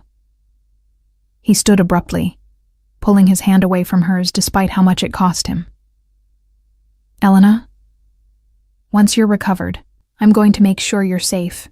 Really safe. New identity if necessary. Relocation. Money to start over somewhere far from New York and far from me. It's the only way I can protect you from the consequences of my life. And if I don't want that? Elena's voice was trembling now, though whether from emotion or exhaustion, Dante couldn't tell. If I want to stay here, in New York, living my life, if I want to see where this connection between us leads, then you'd be making a mistake that could cost you everything, Dante said, his voice harder than he intended. The people who tried to kill you are just the beginning, Elena. There will always be someone trying to use you against me. Always another threat, another danger. I can't put you through that. I won't. He turned toward the door, needing to leave before he said something he couldn't take back, before he gave in to the desperate urge to stay by her side and pretend they could somehow make this impossible situation work. Dante, wait. Elena's voice stopped him at the threshold. At least tell me one thing. When you were making all those threats to protect me, when you were tracking down the people responsible, were you doing that just because you're a good person who helps innocent victims? Or was there more to it? Dante stood there for a long moment, his hand on the doorframe, fighting with himself. Finally, without turning around, he said, There was more to it. So much more. But that's exactly why I have to walk away. Because caring about you makes you a target, and I'd rather live with that pain than risk your life again. He left before she could respond, closing the door gently behind him. In the hallway, he leaned against the wall, his eyes closed, trying to compose himself. Dr. Tanaka appeared beside him, her expression sympathetic. That looked difficult, she observed quietly. It was necessary, Dante replied, straightening up. How long until she can be safely moved? I want to make arrangements for her relocation as soon as possible. Physically? Another week at minimum, possibly 2. But, Mr. Morelli, I have to ask, is moving her really about her safety? Or is it about yours? Dante shot her a sharp look. What's that supposed to mean? It means I've worked for you for 5 years, and I've never seen you like this about anyone. You're planning to send her away not because it's the only way to keep her safe, but because it's the only way you know how to protect yourself from caring too much. Dr. Tanaka shrugged. Just an observation. But for what it's worth, sometimes the brave choice isn't walking away. Sometimes it's figuring out how to make an impossible situation work. She left him there in the hallway, her words echoing in his mind as he tried to focus on the more immediate problem. Viktor Kozlov and the Bratva. The meeting with the other family heads took place the following evening, in a private room at one of Little Italy's oldest restaurants, neutral ground that none of the families directly controlled. Dante arrived with Marco and 2 bodyguards, finding representatives from the 4 other major families already waiting: Angelo Russo, Tommy Battaglia, Frankie the Fish Pescatore, and Maria Conti, the only woman to ever head one of the 5 families, and possibly the most dangerous person in the room. "Dante," Maria greeted him with a slight smile that didn't reach her eyes. "We were surprised to receive your request for this meeting.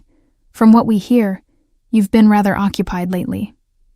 "Personal matters," Dante replied evenly, taking his seat at the table. "Which is actually why I asked you all here. The Russians have crossed a line." He laid out the situation in clear, precise terms: the attempted assassination of Elena, her connection to the senator and Viktor Kozlov's operation, and the broader implications of the Bratva targeting civilians for witnessing crimes they didn't even know they'd witnessed. He was careful to frame it not as a personal vendetta, but as a threat to all their operations. "If we let Viktor get away with this," Dante concluded, "we're telling every organization in the city that civilians are fair game, that the old boundaries don't matter anymore. How long before one of your people gets caught in crossfire? How long before families start suffering because we couldn't maintain basic codes of conduct?" Angelo Russo, the oldest and most traditional of the family heads, nodded slowly. "The boy makes a good point. There's a reason we've always kept civilians out of our business. Start targeting nurses and teachers and accountants just because they might have seen something, and pretty soon the whole city turns against us. The cops get public support for crackdowns. Politicians make examples of us.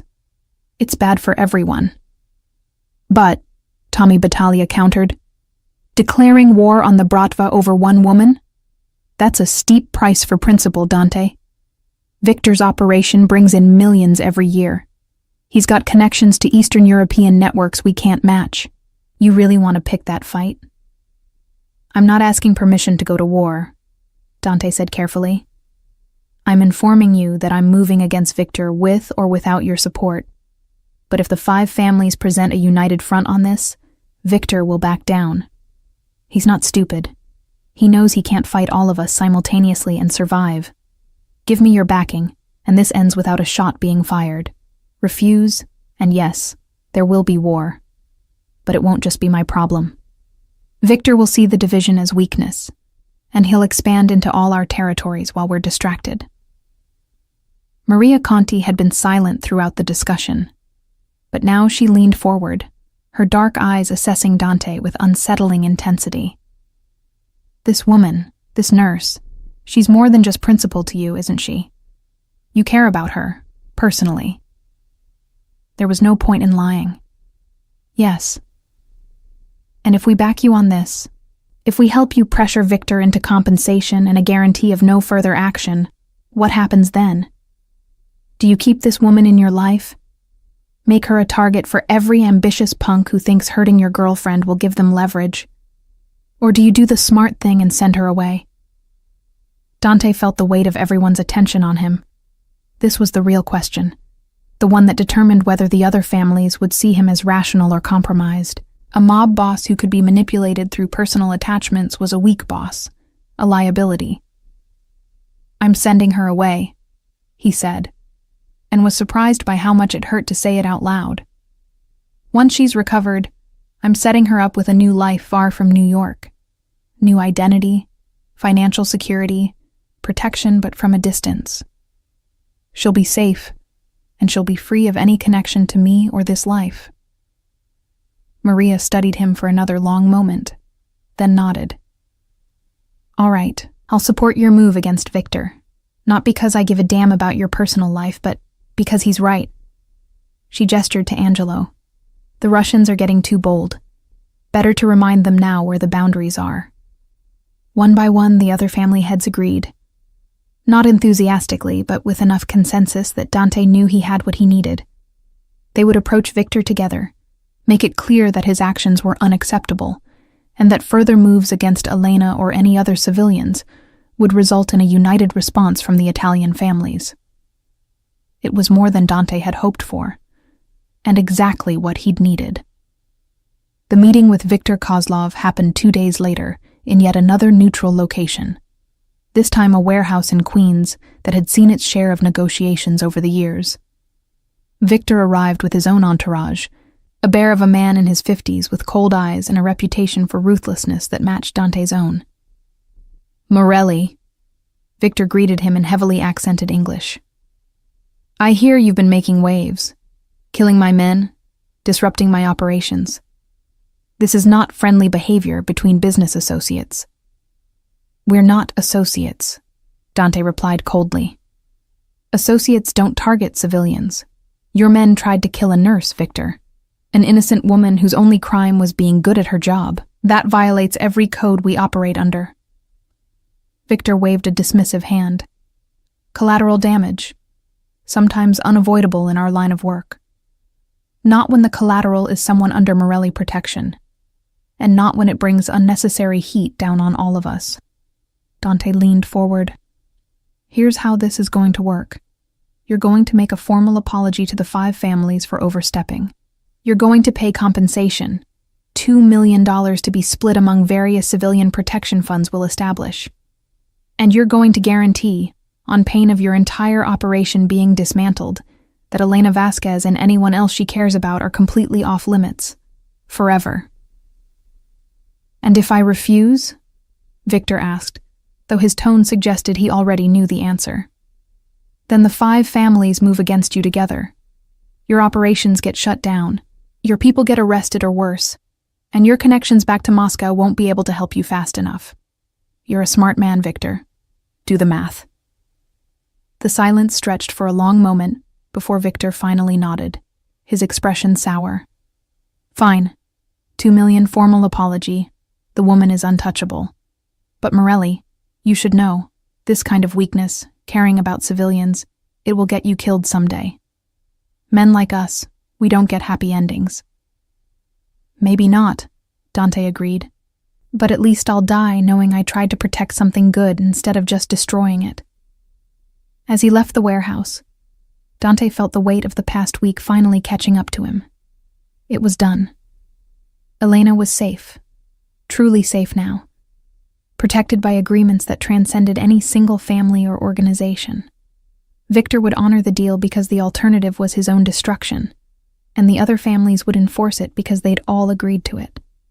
Now came the hard part, keeping his promise to send Elena away. Elena was sitting up when Dante returned to her room at the facility, color finally returning to her cheeks. 2 weeks had passed since the shooting, and Dr. Tanaka had declared her recovery remarkable, though still requiring another week of monitored care before she'd be medically cleared to leave. Physical therapy had begun, helping Elena regain strength after the extended bed rest. She looked up when Dante entered, and something in her expression told him she'd been expecting him.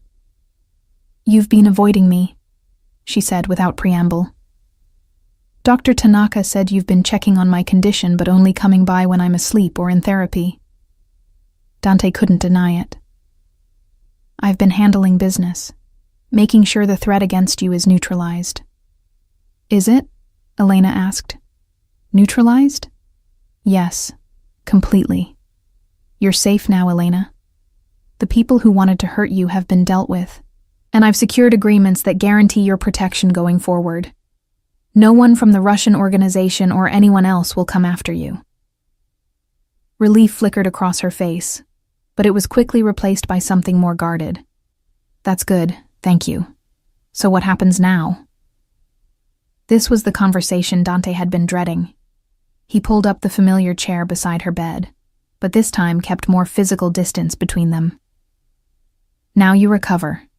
Finish your physical therapy, and then I help you start over.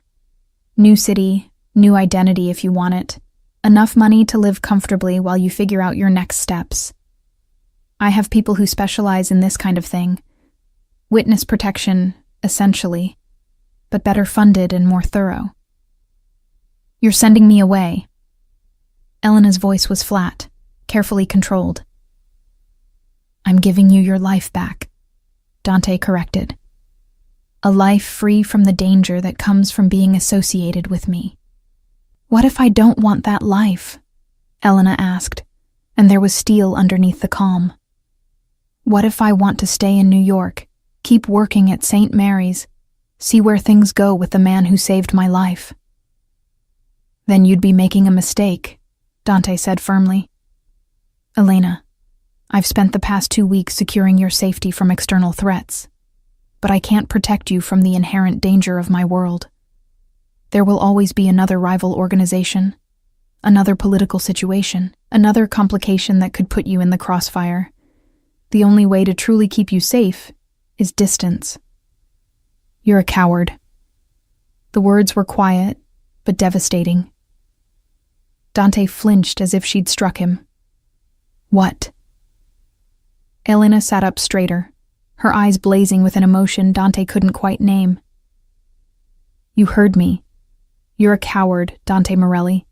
You're willing to threaten mob bosses, start wars, face down armed killers, but you're terrified of admitting that you care about me, that you might actually want something beyond revenge and power and control.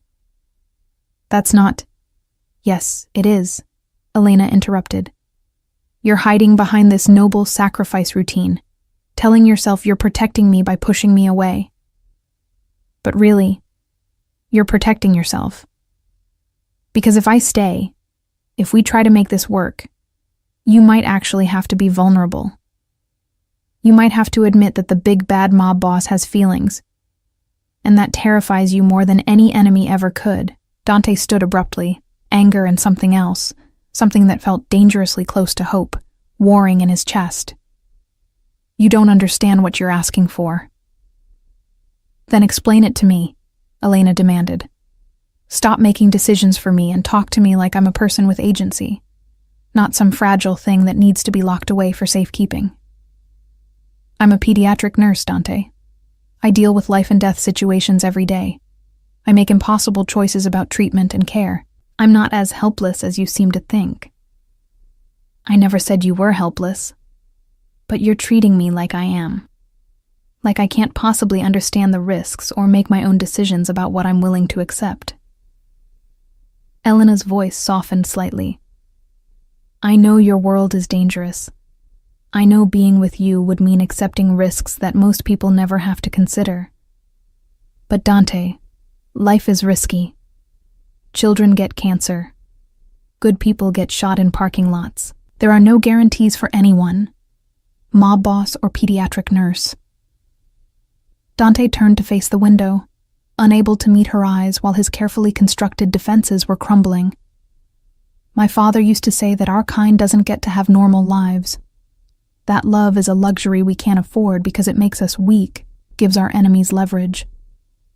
I watched him push away every genuine connection he ever had, turn himself into this cold, isolated figure, and I swore I wouldn't be like him.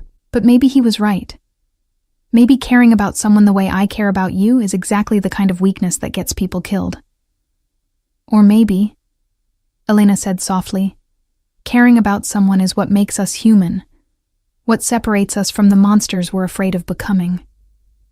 Silence filled the room, broken only by the ambient sounds of the medical facility. Finally, Dante spoke without turning around. When you were in surgery, fighting for your life, I made a promise. I told you, even though you couldn't hear me, that I would make sure you were safe, that I would take care of the people responsible and protect you from any future threat. I've kept that promise, Elena. The question is, how do I protect you from the biggest threat of all, which is me? You don't, Elena replied simply. You let me decide if being with you is worth the risk. You give me information, honesty, and trust that I'm adult enough to make my own choices. And then you accept whatever I decide, even if it's not what you think is best for me. Dante finally turned to face her, seeing her clearly for perhaps the first time since all of this began. Elena Vasquez wasn't some innocent victim who needed saving. She was strong, capable, and determined, someone who'd chosen a career dedicated to saving others, despite the emotional toll. someone who'd face down danger with courage instead of surrender. She deserved better than his assumptions about what she could handle. "If you stay," he said carefully, "if we try to make this work, there will be rules, security measures, things you'll have to accept about how I live and what I do. I can't change who I am, Elena.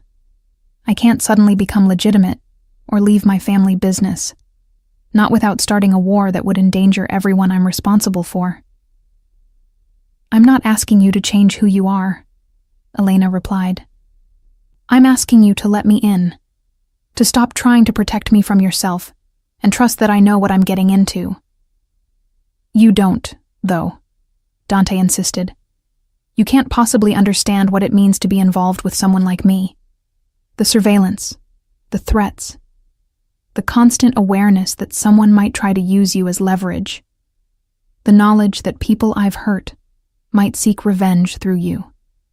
That's not a life, Elena. That's a prison. And yet you live it every day," Elena pointed out. "Your sister lives it, your nephew, everyone in your organization. If they can find meaning and connection despite those risks, why can't I?" "Because I couldn't survive losing you," Dante thought but didn't say. "Because you've become the thing I care about most. And that makes you the most dangerous vulnerability I have." But looking at Elena, seeing the determination in her eyes and the set of her jaw, Dante realized that continuing to push her away wasn't noble. It was selfish. He was making decisions based on his own fear, not her actual needs or desires. And if there was one thing Dante had learned in his years running the family, it was that fear-based decisions rarely led anywhere good. "All right," he said finally, returning to sit beside her bed. "If you're sure about this, if you really want to try, then we do it carefully. Security detail whenever you leave the facility. Background checks on anyone new in your life. Regular sweeps of your apartment for bugs or tracking devices. You'll hate it, Elena. It'll feel invasive and paranoid and exhausting." "Probably," Elena agreed. "But I'll hate being shipped off to some random city to start over even more. And I'll regret not taking this chance for the rest of my life." Dante took her hand, marveling at how such a simple gesture could feel so significant. "I don't know how to do this.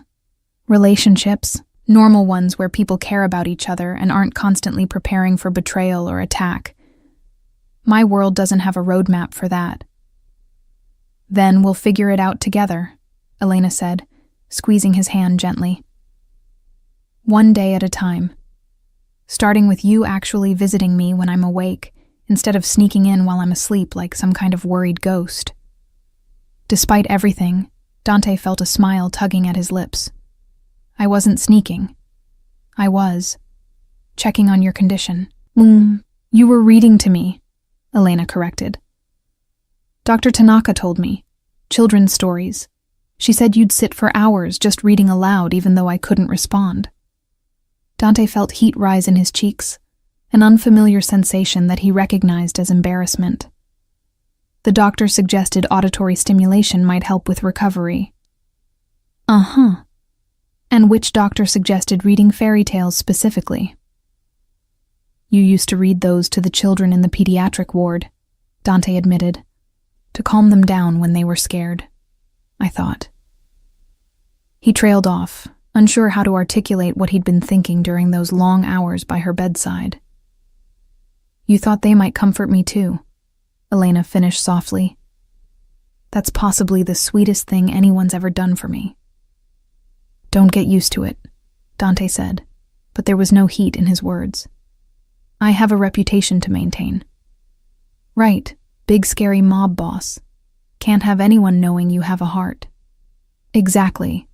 They sat in comfortable silence for a moment before Elena asked, "So what happens now? I mean, practically speaking. When I'm cleared to leave here, do I go back to my apartment? Back to work?" Dante had been thinking about this. "Your apartment isn't secure enough. I'd prefer you stay in a property I control, somewhere with better security infrastructure. As for work, that's your decision. But St. Mary's might not be safe for a while. Even with the agreements in place, Returning to the exact location where you were targeted could invite trouble. I'm not abandoning my patients, Elena said firmly. Those children depend on me. Their families depend on me. I can't just disappear because something bad happened. I'm not asking you to abandon them permanently. Just take some time, let things settle, maybe transfer to a different hospital unit where you're less visible. Dante paused, then added carefully. Or there's another option. I mentioned before that I've been making donations to St. Mary's. What if those donations came with a condition? That the hospital create a new program for at-risk children, something that operates outside the normal hospital structure. You could run it, work with the same patient population, but with more security built in. Elena considered this.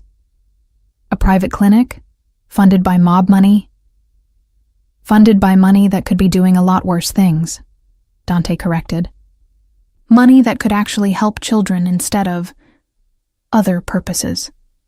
It would be legitimate, fully licensed, everything above board, just with better security than a typical clinic. You've really thought about this. I've had 2 weeks to think about nothing but how to keep you safe while still letting you do the work you love. This seemed like a compromise. Elena was quiet for a long moment, then nodded slowly. Okay, I'd want to see the details, make sure the medical side is properly structured. But yeah, that could work. It would actually be amazing. We could provide services to families who fall through the cracks of the regular healthcare system. Exactly. Dante felt some of the tension leave his shoulders. So, we have a plan. You finish recovering here, then we set up proper security at a new location. Meanwhile, we work on establishing the clinic. Give it 6 months, maybe a year, before you consider returning to St. Mary's directly. And us? Elena asked. What's the plan there? Dante met her eyes, seeing both vulnerability and hope in them. Honestly, I have no idea. I've never done this before, caring about someone enough to want to protect them from myself. So we take it slow, figure it out as we go. I'll try not to be too overbearing with the security measures. You try not to take unnecessary risks. And we both try to be honest about what we want and what we're afraid of. That sounds surprisingly healthy for a relationship starting under these circumstances. Don't get too excited. I'll probably screw it up somehow. I'm not exactly known for emotional intelligence or healthy communication. Elena laughed, the sound surprising both of them. It was the first time Dante had heard her laugh since before the shooting, and it was like sunlight breaking through storm clouds. Well, lucky for you, I'm extremely patient. Comes with the job. You can't work with sick children without learning patience. I'm not a child, Dante protested. No, but you're definitely wounded, emotionally at least, and helping wounded things heal is kind of my specialty. Dante wanted to argue, to insist he wasn't wounded or broken or in need of healing. But looking at Elena, seeing the warmth and acceptance in her eyes, he found he couldn't. Maybe he was wounded.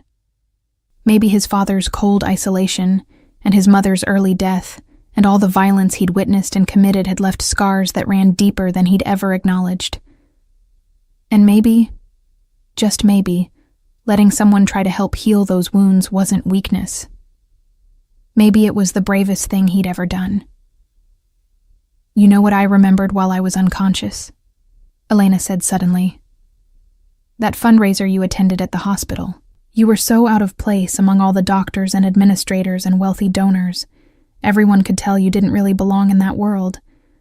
But then you spent the entire evening talking to the patients, the children we'd invited to show what the hospital was doing. You ignored the wealthy donors and the politicians and just sat with kids, asking about their treatments and their lives. I watched you, and I thought, that's someone who understands what really matters. I hate fundraisers, Dante admitted. All that forced socializing and small talk. But the kids were genuine. They didn't care who I was or what I did. They just wanted someone to listen. Exactly. And that's why I started falling for you. Because underneath all the power and reputation and control, you're someone who cares about protecting the vulnerable. You just show it in different ways than most people. Dante felt something unfamiliar and uncomfortable in his chest. Vulnerability, maybe, or hope, or both. I don't know if I can be the person you seem to think I am, Elena. You don't have to be anyone other than who you are. That's enough. Over the next week, as Elena continued her recovery, and Dante arranged the various practical matters involved in their new arrangement, something shifted between them. The awkward distance that had characterized their relationship before the shooting gave way to easier conversation, shared silences that felt comfortable rather than tense, and a growing sense of partnership. Dante found himself sharing details about his life he'd never told anyone outside his immediate family. The pressure of leadership, the weight of being responsible for hundreds of people's livelihoods, the constant balancing act between violence and restraint. Elena listened without judgment, offering perspectives that were refreshingly different from the typical mob mentality Dante dealt with daily. In turn, Elena opened up about her own struggles, the emotional toll of working with dying children, the burnout that plagued pediatric healthcare workers, the guilt she felt when she couldn't save everyone. Dante recognized in her stories the same kind of survivor's burden he carried, the knowledge that you'd done your best, but it sometimes wasn't enough. They were, he realized, more similar than they'd initially appeared, both dedicated to protecting those weaker than themselves, both willing to make personal sacrifices for people under their care, both scarred by the impossibility of saving everyone. The difference was that Elena channeled her dedication into healing, while Dante's path had led to violence. But maybe, those paths could coexist without destroying each other. On Elena's last day at the facility, before she transferred to the secure apartment Dante had arranged in Tribeca, Dr. Tanaka did a final examination and declared her medically cleared for discharge with continued outpatient follow-up. "You've healed remarkably well," Dr. Tanaka told Elena.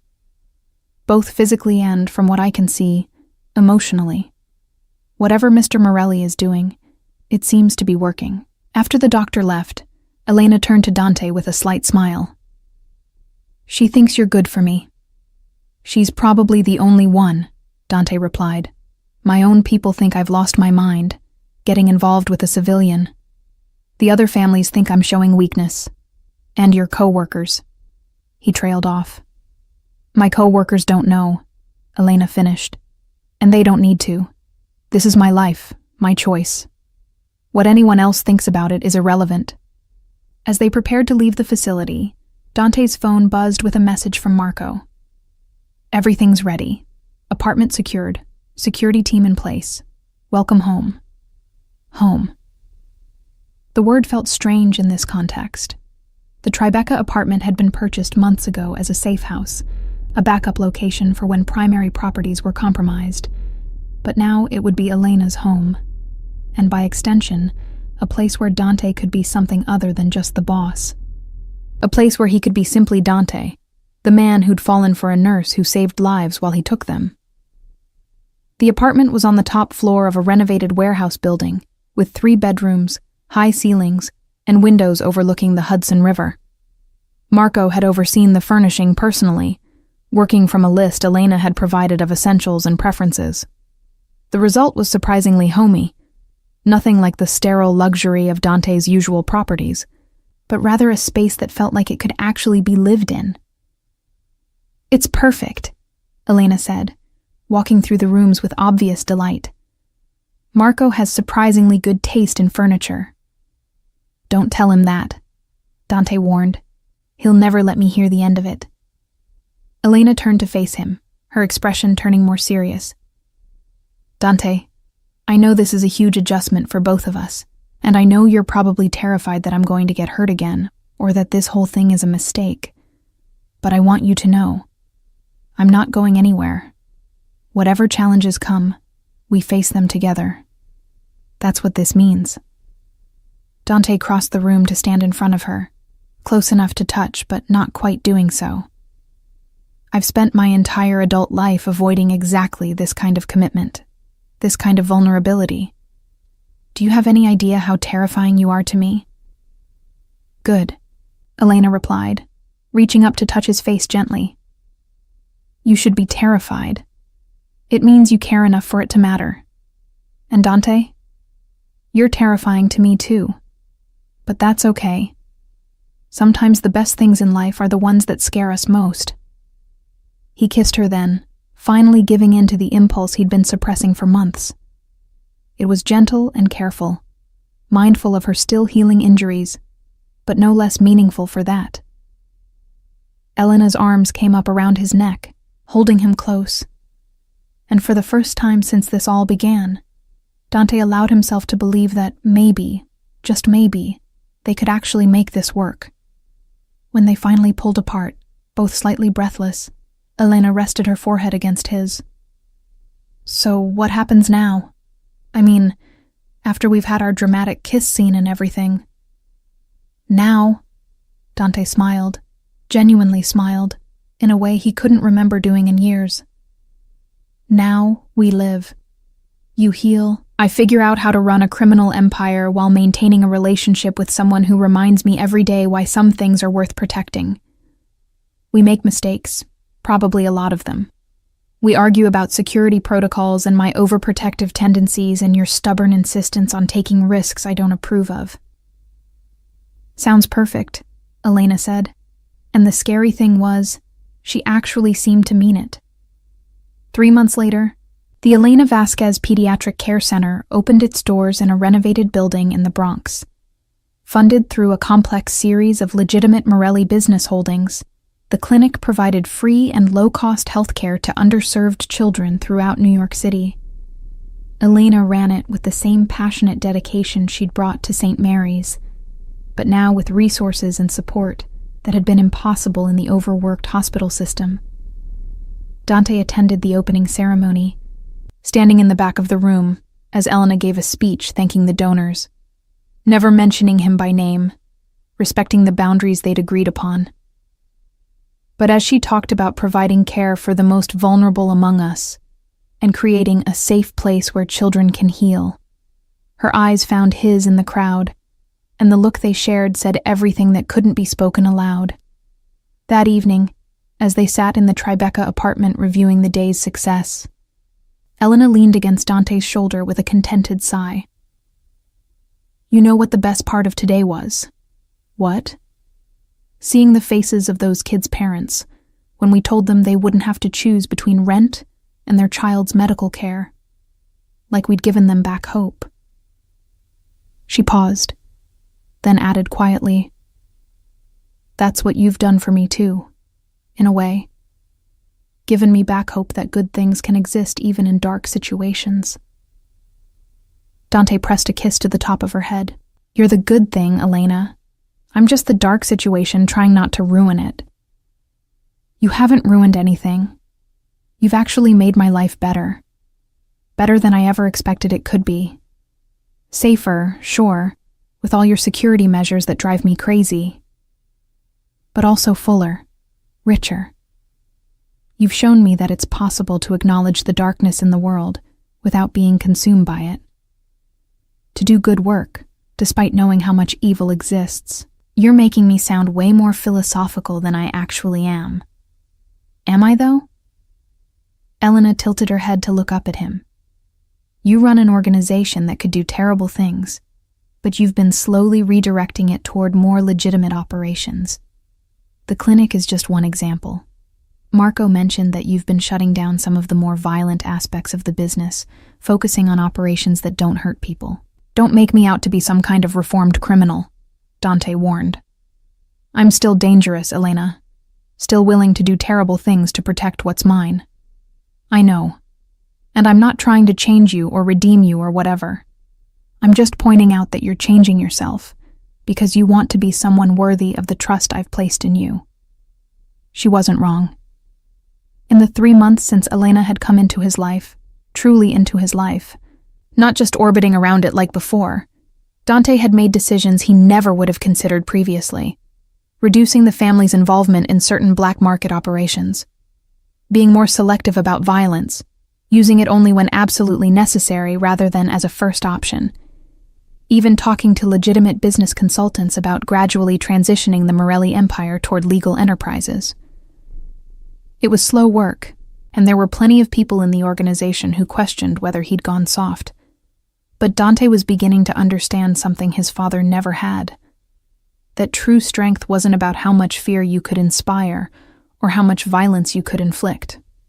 It was about having the courage to choose better paths, even when the easy ones beckoned. "You know what I think?" Elena said, interrupting his thoughts. "What?" "I think we're going to be okay, not perfect. We'll have bad days and disagreements and probably some seriously scary moments. But okay, maybe even happy."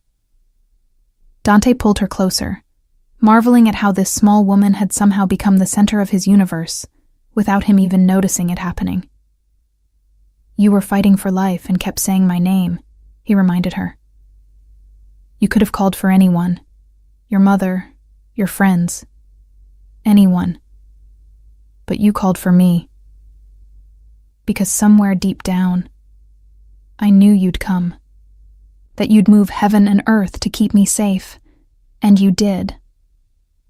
"I always will," Dante promised. "That's not romance or hyperbole, Elena. That's a promise from someone who understands the weight of promises.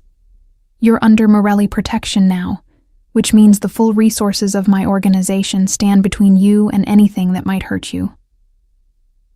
"Even you?" Elena asked gently. "Especially me." They sat there in comfortable silence as the city lights glimmered outside the windows. Two people from impossible worlds who'd somehow found each other in the darkness. A mob boss learning that power wasn't everything. A nurse teaching him that caring wasn't weakness. Two scarred souls deciding that together they might actually be whole. The road ahead wouldn't be easy. There would be complications, rival organizations testing boundaries, law enforcement asking uncomfortable questions, the constant balancing act between Dante's world and Elena's work. But for the first time in his life, Dante found himself looking forward to the future rather than simply surviving it. Because Elena had been right. She'd fought for life and called his name, and in saving her, he'd somehow saved himself too.